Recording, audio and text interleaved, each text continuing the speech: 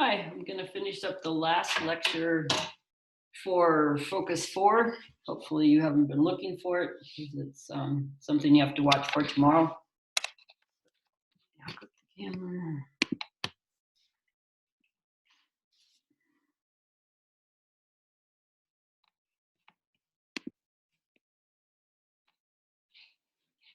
So in Focus, or in this last topic, we are going to start actually talking about liquid solutions. So we're going to move from gases and pure things to a mixture of compounds in a solution.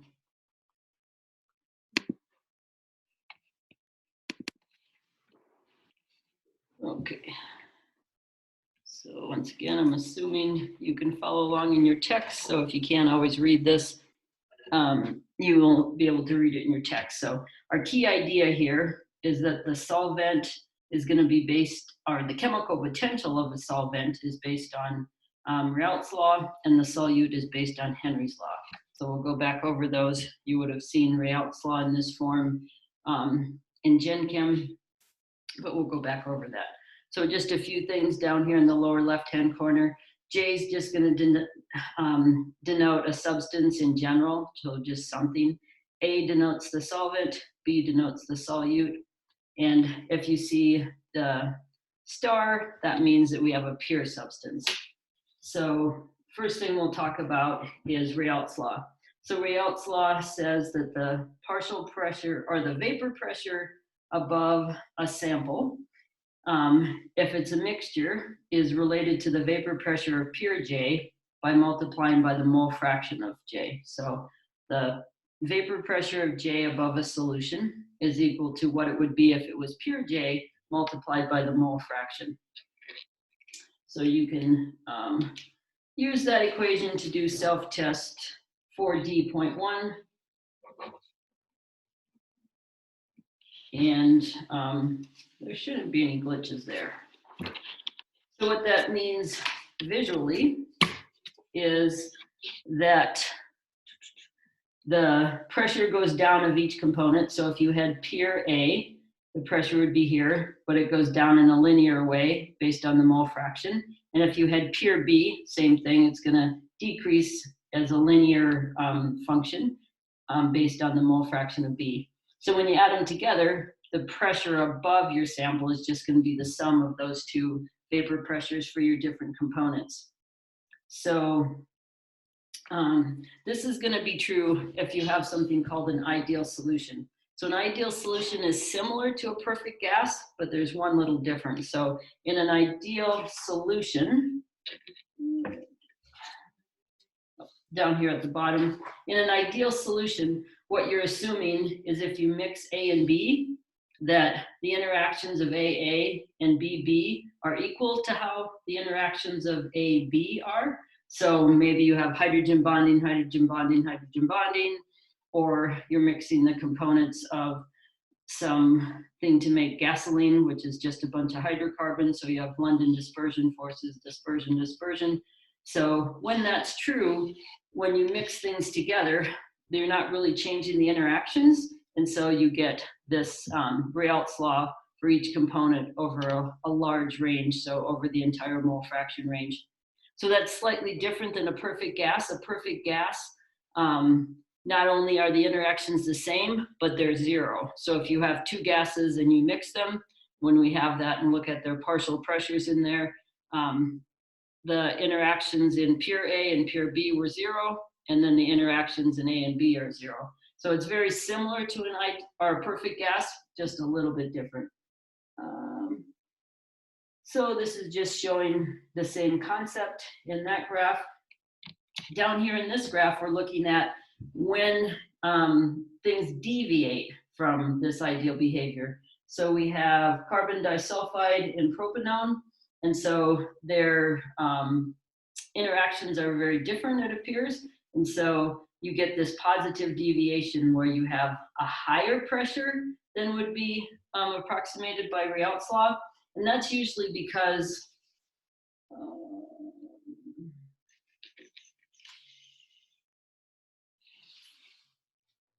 so in figure 4, that's usually because you have, If you have a positive deviation, that means you have a higher vapor pressure than you would assume if you have interactions that are the same.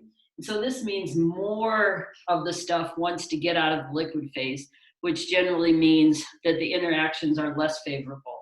So that AA and BB interactions are stronger than AB, and then you'll have this positive deviation. What you notice from this is that when you're at very low concentrations, so you call that the solute, it obeys Réalt's law, and you can't see that. So when you're at super low concentration, so on this side, it would be the propanones 100%. And as you move away, it looks very much like Réalt's law, that it's going to be linear with mole fraction. And for the carbon disulfide, it'd be on the other side. When there's just almost all carbon disulfide and you just have a little propanone, it's going to behave like Réalt's law. But notice as you get away from that, it behaves very differently. And that's when we'll talk about Henry's law for the solute, the component that's in a small amount. So here it's almost all carbon disulfide and it looks like Réalt's law. Over here it's almost all propanone, it looks like Réalt's law. And when you get away from those situations, it doesn't look like Réalt's law at all. So Réalt's law for ideal solutions is what I already mentioned, but I just wanted to draw it bigger. So the vapor pressure of J above a solution is going to be proportional to what it would be in a pure. So if you just had pure J multiplied by the mole fraction. And so what this says is that the vapor pressure should always be lower than it would be if you had just a pure J. And when you think about why that's true,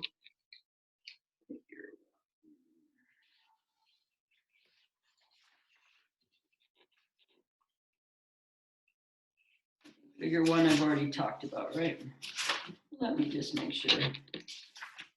Yeah, figure 1 was just the picture of Réalt's law with the 2 lines that are straight, showing you that the linear relationship between vapor pressure and mole fraction. So why is it that the vapor pressure is lower? It's all an entropy thing. So if we're assuming these are ideal solutions for Réalt's law, then the delta H are the same for both. So whether you're taking a molecule out of pure J, or if you're taking a molecule out of J out of a solution, then the delta H should be the same because you're assuming that the interactions didn't change when J was pure versus when J is mixed up with a solute. So if you think about it, that means in the second situation, the entropy is higher when you're in the solution versus in pure J, just based on more possibilities for how things could mix. But the entropy of the gas should be the same for both because it doesn't depend if you're saying it's only J up here. And so that means that going from pure J to gas and pure J to gas, this is going to have a smaller delta S. So there isn't that drive. If you can increase the entropy, there's always a drive in the universe for things to increase entropy. But essentially, you've decreased that drive because it's already at a higher entropy state. So when we think about vapor pressure lowering, which is what this really is, above a solution, it's really an entropy thing. It's because of that entropy starts higher in the solution. So I already talked about this, that for an ideal solution, when A is mixed with B, what you're assuming is AA interactions, BB, and AB are all about the same. And we talked about this with the positive deviation. That means that the interactions are not ideal, not the same. So we're talking about A in a mixture. So A was our solvent. Then we know that the liquid chemical potential for A, so the chemical potential of A in the liquid solution, has to be equal to the chemical potential in the gas phase. It's going to be one of the biggest things that comes out of this focus. when two phases are in equilibrium, whether it's a mixture, whatever it is, the components have to have equal chemical potential in the different phases. And so the chemical potential of A in the liquid has to be equal to the chemical potential of A in the gas if we're at 1 bar, plus RT ln of what the true pressure of A is compared to 1 bar. So this is the equation that we derived earlier in the focus. So here's Réalt's law, which we can use to replace pressure of A with mole fraction of A times the pressure or the vapor pressure of pure A. So when it has a star, you're talking about the pure substance, and when it has this not sign, then you're talking about the standard state of 1 bar. So those are usually different things. So if we look at this, now we have these two guys, and we know natural log of x times y is natural log of x plus natural log of y. So I'm just going to pull out the natural log of xa. And when I look at these first two terms, these are really the chemical potential of A when it's at the pressure, the vapor pressure of the pure A substance. So adding together this and this really just takes you from the standard state of 1 bar up to what the chemical potential is when you're at the pressure of the vapor above a pure sample of A. So we can just replace that, and it's going to be constant. And that's gas. And now we have our equation. Yeah, so then you can look at the equation is written right here on page 144. So all it is this equation, getting rid of these two terms, replacing it with this, and then you have the natural log of ln of, or you have the natural log of the mole fraction of A. So stop and do self-test for D, point 2 on page 145, and then rejoin this discussion. So now we have this equation, and you can notice a few things. Because XA is always less than 1, mole fraction can't be greater than 1. It means that natural log of X of A is always less than 0. And the chemical potential of a solvent is always lower in a solution than in the pure solvent. So that just helps you think about when you have mole fraction, it helps you visualize how that also shows you that you have vapor pressure lowering.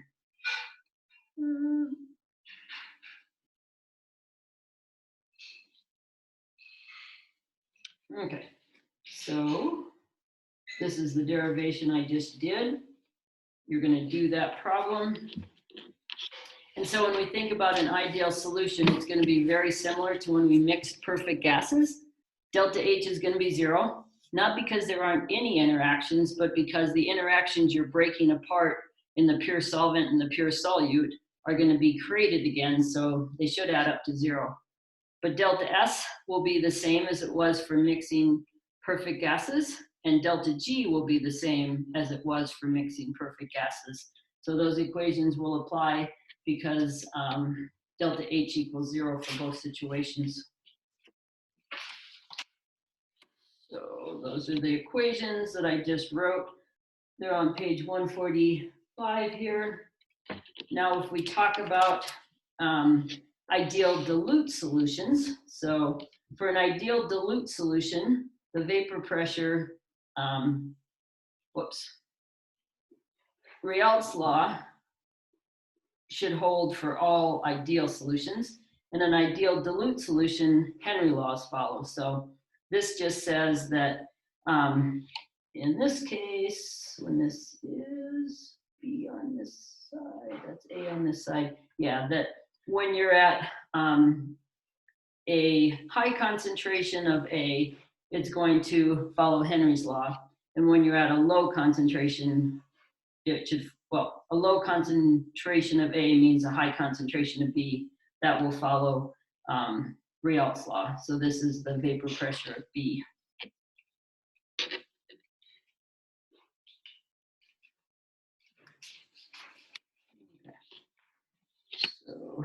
look at self-test D3, this one right here.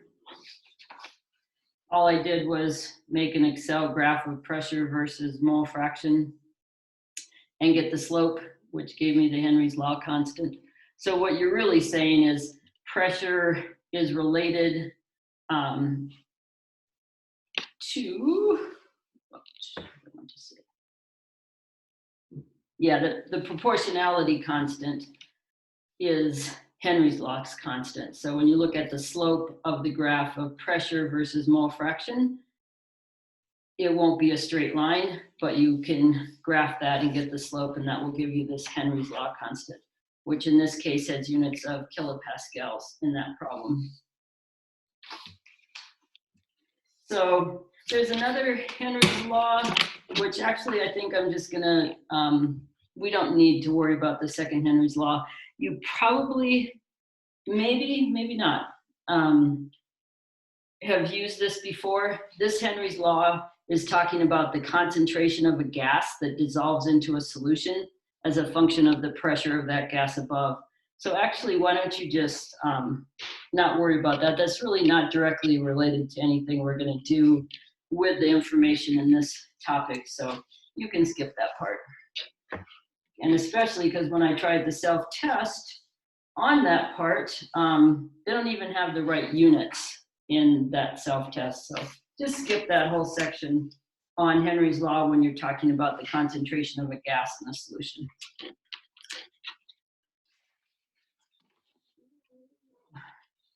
Go back to the Henry's law for ideal dilute solutions. So if you have the solute, then the solute's the one that should be dilute. And now it's going to have the same chemical potential equation. It would be the chemical potential of the solute if it was pure, plus RT ln of the mole fraction of it. And so when we look at the equation, you do exactly the same thing that we did earlier, except rather than the pressure of this when it was pure, you're going to put in Henry's law constant. So the pressure above a solution is proportional to the mole fraction, but it's the proportionality constant is not the pressure of pure B, but it's the Henry's law constant because it's not a linear relationship. So we have the same equation, except now instead of pressure of B, I put in Henry's law constant times mole fraction.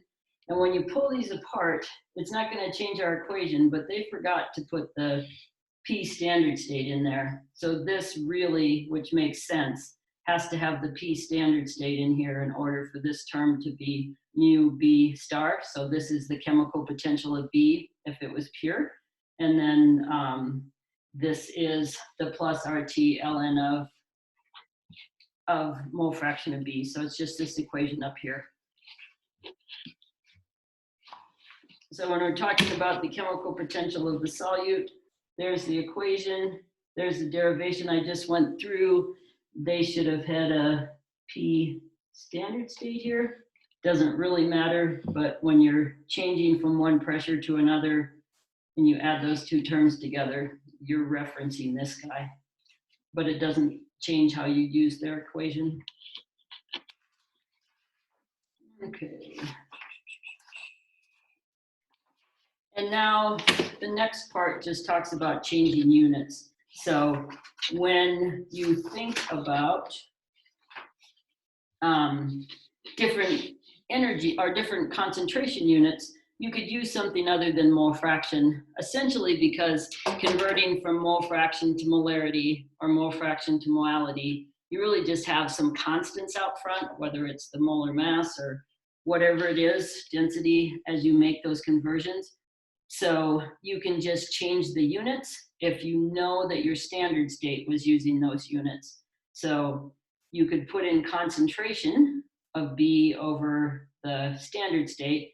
Usually the standard state concentration for molarity is 1 molar. So that will be a more common unit than mole fraction.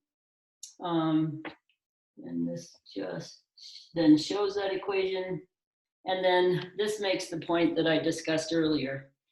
If you think way back, let's go back to the equation we started with this chapter.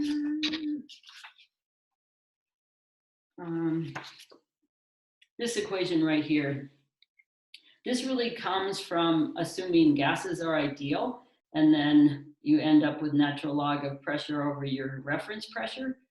And now we're saying that because at equilibrium, the chemical potential of a liquid equals the chemical potential in the gas phase, which are both of those terms, that we're looking at equations for the chemical potential of A in the liquid. But this equation came from assuming perfect gases. And so, like I told you earlier, you don't really want to go back there and rederive that for van der Waals gas or whatever equation your gas follows. And so instead, you're going to replace the concentration or the pressure with the activity. So it's essentially an effective pressure or concentration, and you're going to make a correction factor. So when you look at how you do that, the activity is going to be equal to the pressure of J over the standard state, or the concentration over the standard state concentration, or the mole fraction. And for the solvent, the activity is going to be an activity coefficient times the mole fraction. And for the solute, it's going to be an activity coefficient times the concentration of B over the standard state concentration. But the important thing is this relationship that has the activity coefficient in it. So the activity is related to the concentration in whatever units you have. And out front, you have an activity coefficient. There are some pretty good theories. Debye-Huckel does a good job of looking at what else is in the solution and getting a theoretical activity coefficient. But you can also look at the equations and find ways to measure this experimentally. So the activity coefficient can be both derived theoretically and calculated or measured experimentally.